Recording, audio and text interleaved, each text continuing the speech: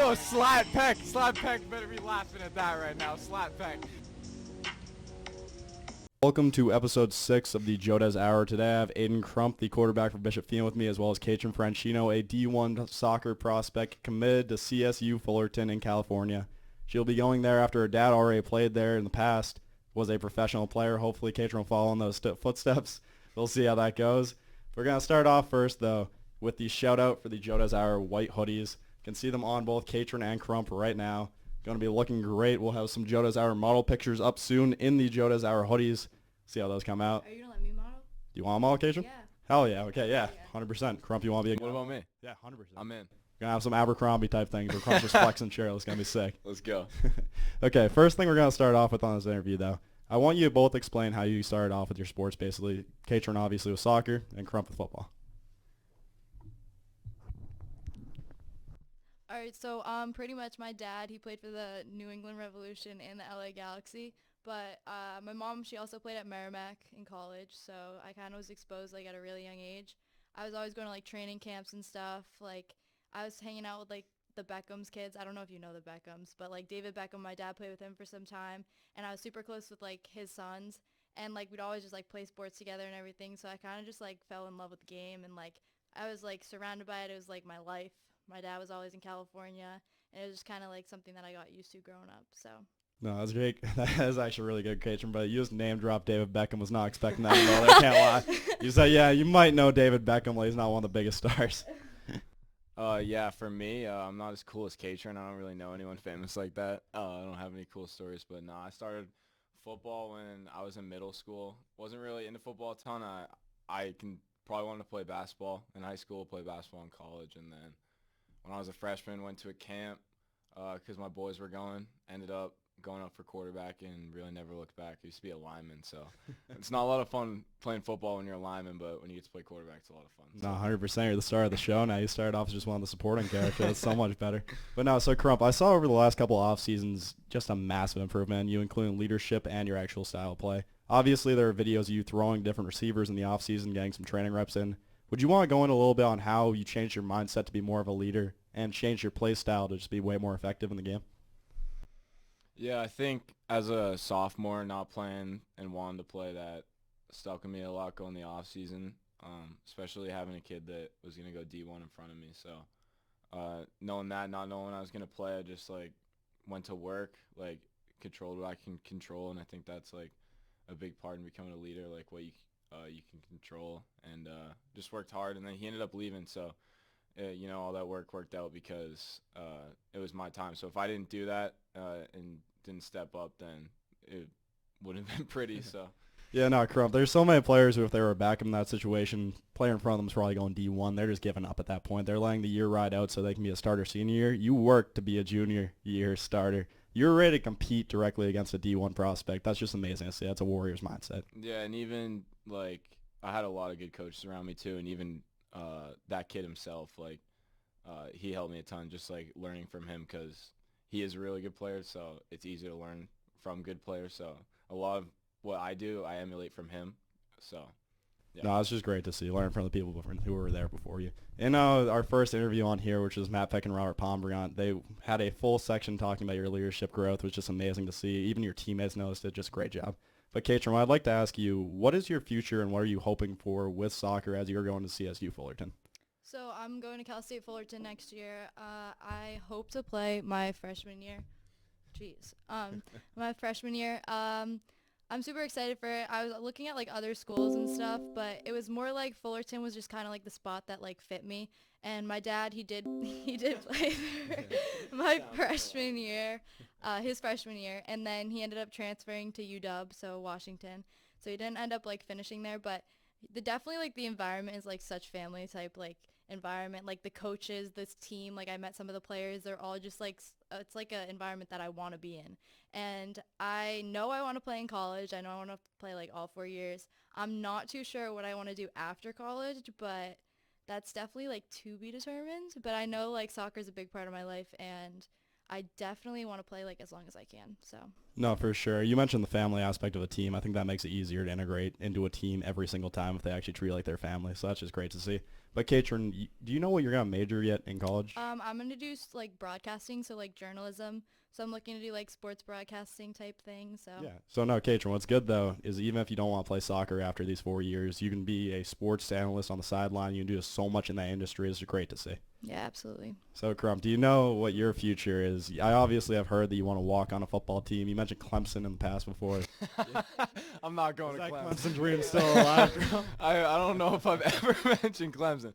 I think Joe Dez is tripping a little bit. I think he means Coastal Carolina. I think that's what he's thinking about.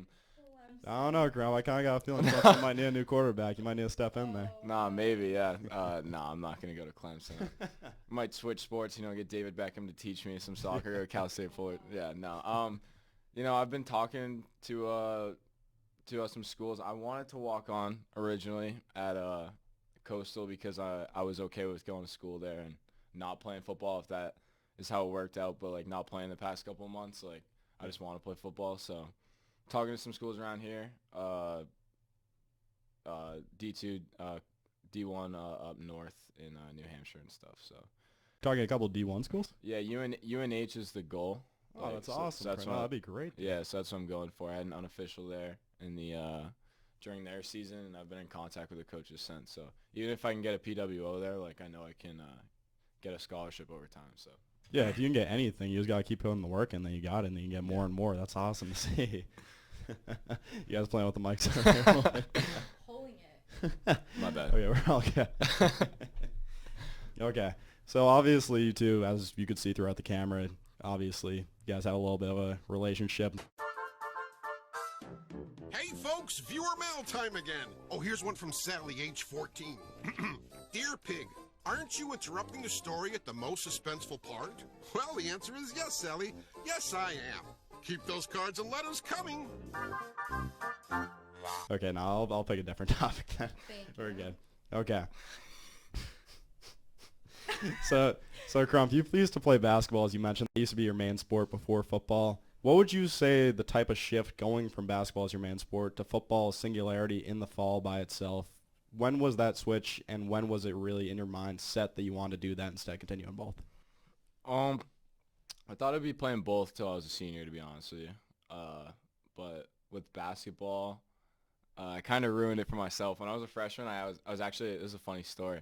I was a captain of the basketball team with Craig, and later in the season, Pats won the Super Bowl. We had a practice, and there was the parade. And I remember I emailed Coach King, and I asked him, I said, can I leave school and can I go to the parade and miss practice? And he said, I remember his email. He was like, that's not what a captain would do, but I'm gonna let you make your own choice. We'll talk about it. I went to the parade, and the next day went back to school, didn't practice, didn't play the next game, and I got my captain taken away. So that's also like a growth in leadership, like knowing what to do. But yeah, and then I threw basketball away because then the next year with COVID, in the COVID year, like I wanted to focus on football, so like I just stopped overall. Did you say that was a funny story? Yeah. That wasn't funny. I had a great time at the parade. Shout out Saunders. Yeah, Crump, that's what I was about to ask you. Was the parade worth it at least? Absolutely. Got to see my boy TB12 one last time, so it was worth it. Sure. He's retired now. I You know. got to see him I with the know. last trophy in New England. That's Yep. great at least. Exactly. Might have been worth the captainship being lost. It was worth it. I hate basketball. What I'd actually like to ask both of you about, because I was realizing as I was thinking over here, both of you had a little bit of 1 year older mentors. You had Brady Olson, obviously Crump, and Kaitryn, you had Francesca Yanchuk as she went D1 right before you. How would you say the influence from both of those players really helped you in your game and your mindsets for the sport? So honestly, like coming into Feehan, I transferred my sophomore year. You just like ripped that, but I transferred my sophomore year to Feehan. I didn't end up playing my sophomore year, so like there was kind of like, I don't know if I wouldn't say bad blood, but definitely people were wondering like why I wasn't playing at Feehan, like the coaching staff mainly. But I transferred. I didn't play because I was playing developmental academy, which they don't allow you to play in high school unless you get a waiver. But I came into that. I didn't really know Franny. Me and her, like, I guess there was tension in the beginning. Like, we definitely had tension. Like, she heard things about me saying, like, that I was going to take her spot, which is totally untrue. I would never say that about anyone, especially Franny. But, like, over time, we realized, like, as, like, individuals that, like, the things we were hearing is obviously just, like, rumors and everything. So we grew to become, like, really good friends, and me and her still talk to this day. she definitely helped me to like grow like mentally, like not only like through the game but like outside the game, because it was definitely challenging having like a captain who like I didn't think she liked me and everything, but it's like one of those things where you have to realize like sports is all about the game. So like over time, like we ended up playing together, we bonded. She taught me like so much about the sport. Like she really did. Like she is like a huge part and why I was so like dedicated and wanted to like go out every game and play hard, because she was always pushing our teammates to like go the extra mile to win all the time. And yeah, so I love Fran. I know we had our ups and downs, but we definitely are good friends, and I'm happy that I had the like opportunity to play with her. Yeah, for sure. It's easy to be a player who just focuses on themselves, making sure they get good stats every game. But if you actually lift up your teammates and bring a little bit of leadership to the team, that makes you one of the best players on the team. Yep. So, Crump, how would you say about Brady Olsen in the same situation? Yeah, I think I had a weird situation, and like a lot of people who I'm friends with know about it because it was like so like public, because like with the school and stuff, and like kids outside the school like having their opinion. So I remember like first meeting Brady, and like it wasn't we didn't get along like completely at first, but that's just like underclassmen and like upperclassmen relationships, like how it goes in sports until like you really meet each other. But like when you're with someone every day, like I mean you become friends with them, and also like our quarterback coach, we're super close to him, so it was kind of like a trio for us. And you know, a lot of people like didn't like Brady at the time, and like, you know, had their own thing, but like Brady was like one of my good friends. Like Brady was my boy. Yeah. Like I told him like a lot of things that a lot of people didn't know. Like just cuz like when you're with someone at practice, like the whole practice, cuz you know, like that's what we did. Like everyone else is like doing a bunch of stuff. Like we're just throwing a ball around. So, you know, I got to learn a lot about the kid, and like there was a whole nother side to Brady than football. And like I said, like for when it comes to football, like I learned so much from that kid. Like everything that that I performed like with this past season, like that's from him.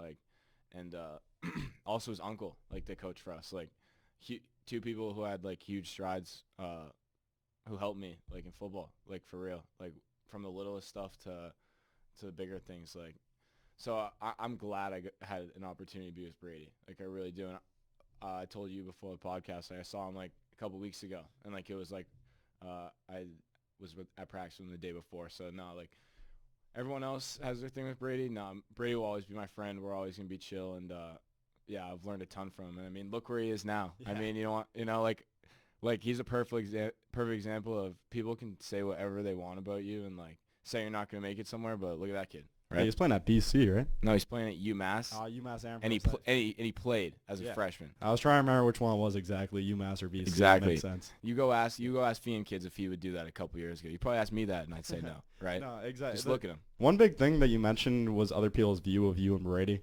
I feel like when it's outside of a locker room, you really do not know what's going on in the players' heads. It's kind of just all assumptions. Of course, you and Brady had a close relationship playing together every single day. Yeah. But then people will misconstrue and see it as different on the outside because competition. Yeah.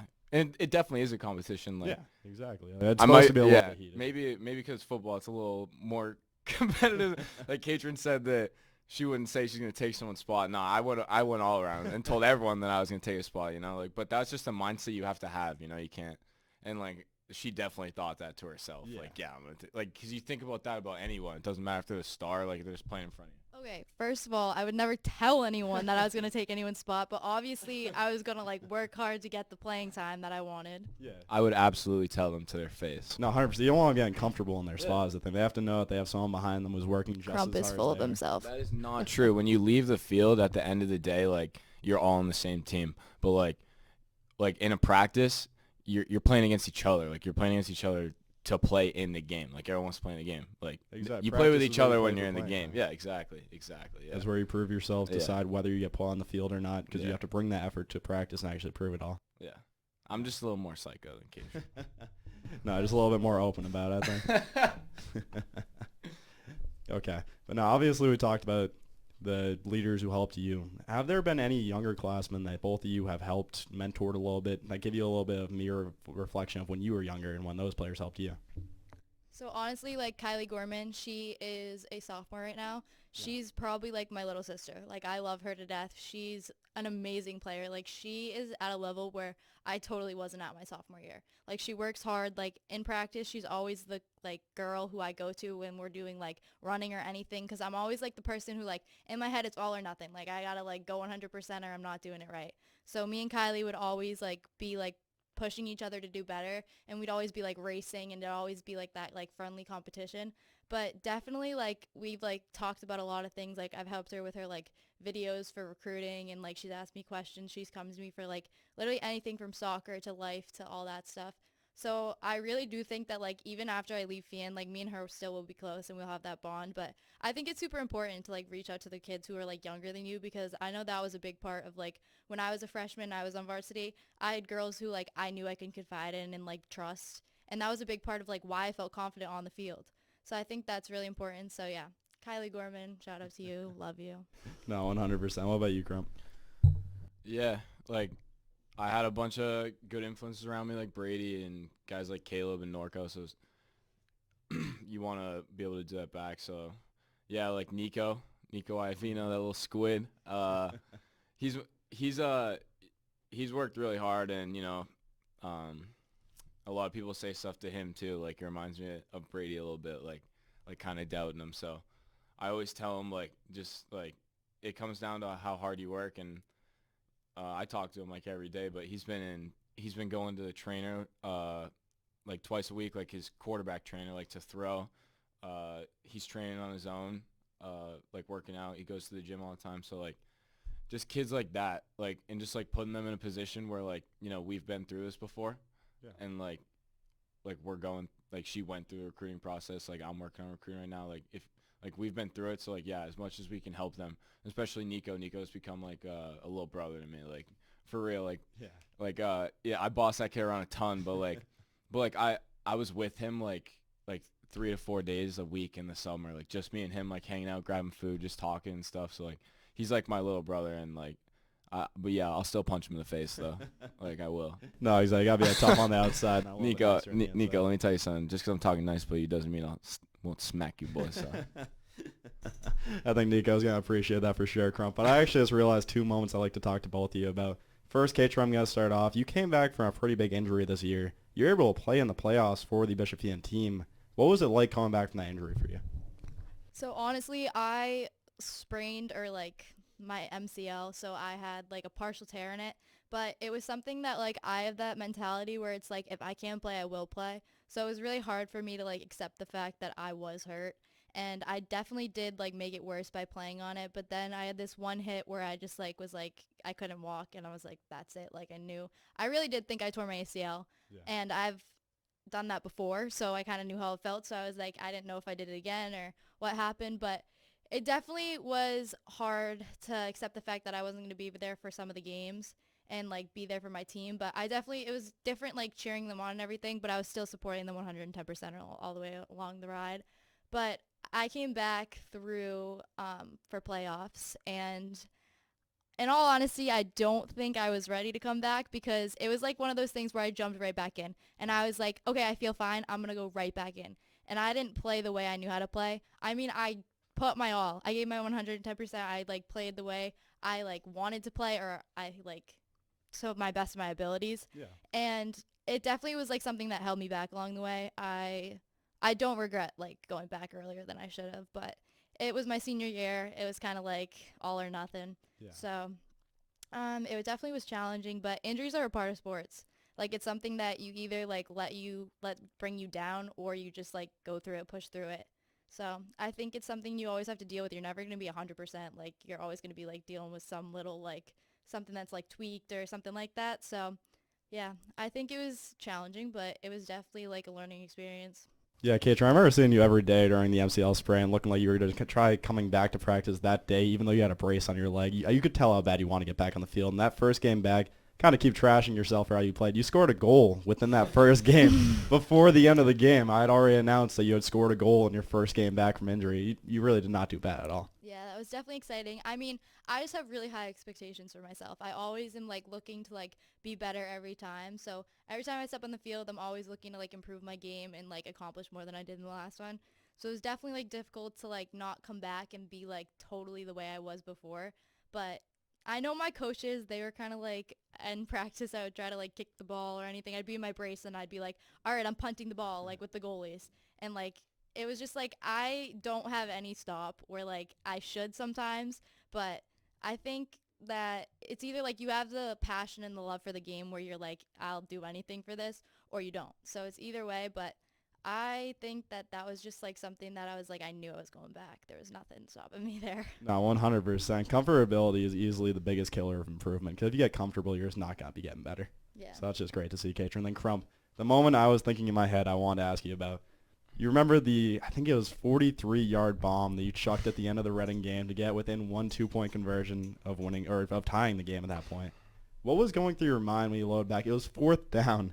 I believe 4th and 8 on that play. You chucked a 43-yard bomb that was caught by, I believe, Connor McHale. Yeah. Yeah, so what was going through your mind on that play?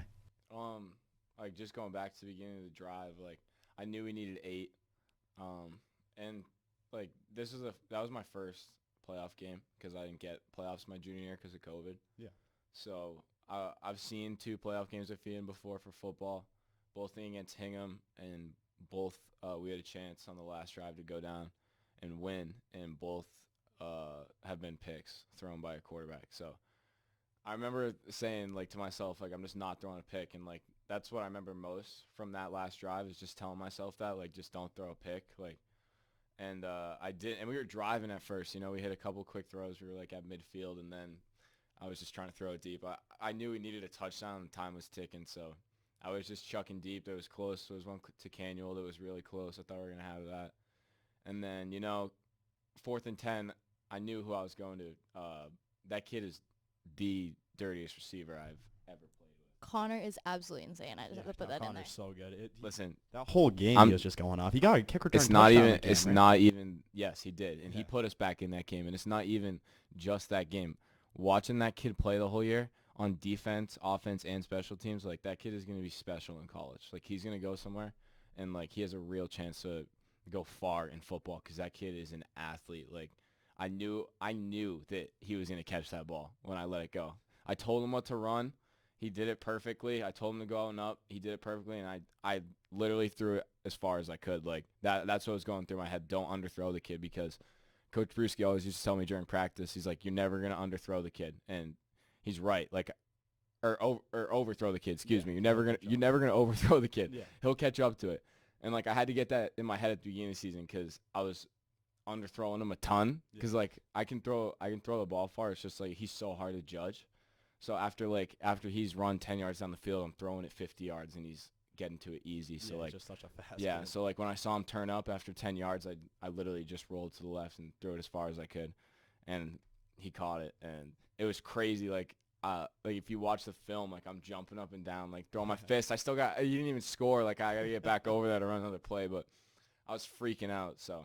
Nah, Crump, I felt like we won that game during that play. You should have heard the booth inside. It went from silence when you chucked the ball to the loudest I've ever heard that booth when you actually caught the ball. Aidan Crump completes the deep pass to Connor McHale for the first down.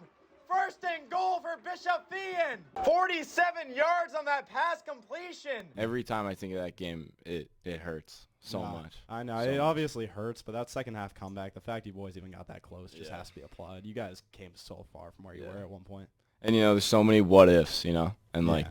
like it just, like, it sucks, and, like, it's hard not to think about what ifs, but, like, you know, it's just how it is, you know. No, you like, kind of just run through scenarios in your head, like, what if I had Exactly, changed one singular play in this game, and they could all be different. There's, like, 10 things you can point at, you know, so. Yeah, but that happens with every game. Yeah. If you were on the winning side, the losing team would have been thinking that the entire time. Like, why don't we just run the ball at this point? Exactly. But, yeah, I'm actually really happy we talked about that, because I thought those two topics when I was talking with you guys. May have brought up the wrong topic earlier by mistake, which will likely be cut out of this. No. I mean, I think we should revisit that topic. I don't think we should. Maybe in a better manner. Yeah, we should revisit that topic. I want to know the original question you were gonna ask. Yeah, I want Yeah, funniest thing, what I was going to ask, you guys were pulling on the wires a little bit. I was going to ask how you guys became such close friends. Immediately came out worst wording I possibly could have. It was so bad at first, but it's okay. How you guys feeling about the Joe Desire sweatshirts right now, the white ones? Let me just plug these sweatshirts real quick. I told Joe Des a month ago, I'm like, when these come in white, I need one. And Joe Des came through. These are the softest hoodies. I'm telling you, I just threw this on. This thing is so comfortable, and it's so slick. You got the gold and the white. You need one of these for real. All right, we're sad. Honestly, I was like kind of questioning it. I was like, okay, they're only like, they're kind of cheap. Like usually like good hoodies are kind of expensive, but he literally has them embroidered. Like that's so nice. So I definitely love this hoodie. So everybody go get one. Much respect for Kaitryn Crump. Okay. We are at about 26 minutes and 30 seconds. Should we try again, like one more topic again before we end this? Sure. Whatever you want. Okay. So before we end this, my final question I'd like to ask for you. We obviously talk about sports and all that throughout this. You talked about soccer, Kaitryn. You talked about football, Crump. What has been your favorite story from all 4 seasons of high school that you played? If you try thinking about either funniest story or just favorite story through those 4 years. Man. Yeah, you guys can have time to think about this. I just got the sounds. All right.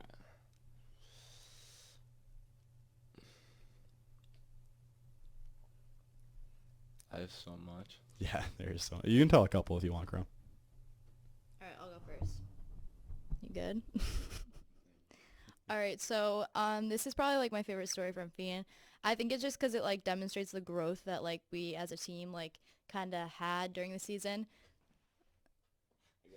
But anyways, we were in the CCL final. We didn't have like the state tournament since COVID last year. Yeah. So this was when I was playing with Franny, and it came down to PKs. Everyone thought we were gonna kill them because during the CCL like regular season, like we were doing really, really well, and like we were beating teams by like 10 plus goals. And there was this one team that we ended up playing, and we ended up tying at the end of the game. We kind of like didn't come out like as strong as we like knew that we could, but it was the time when like we were all going to stand up like and line up for PKs, and I was standing next to Franny, and I remember like this is when I knew like me and Franny like had a bond after everything that we went through. And she like, I was like just nervous. I was like shaking my leg. I was like, oh crap, like I'm taking a PK. Like it was like my first season at Feehan, so I was definitely like nervous. Like when I step up to take like PKs in club, I'm like, okay, whatever. It's a PK. Like just place it in the corner, hit it, good. But with this, I was like, there's so much more riding on it. It was the last game of the season. Like no matter what, we weren't continuing on.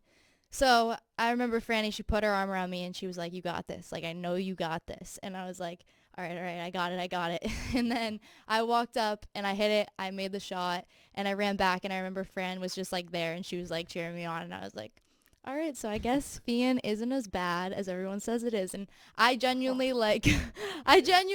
no, it's Wow, not. Kaitryn. No, well, like in the beginning of the season, I was like debating on like, I was like, why am I a part of this? Like, I was like, I don't feel like I belong here. This like is making me like lose passion for my sport because I just like, I didn't fit in. That team was so close. They'd won a state championship together. So they obviously like had that bond. And I was coming in as a transfer who didn't play her sophomore year or freshman year. I played my freshman year at Foxborough.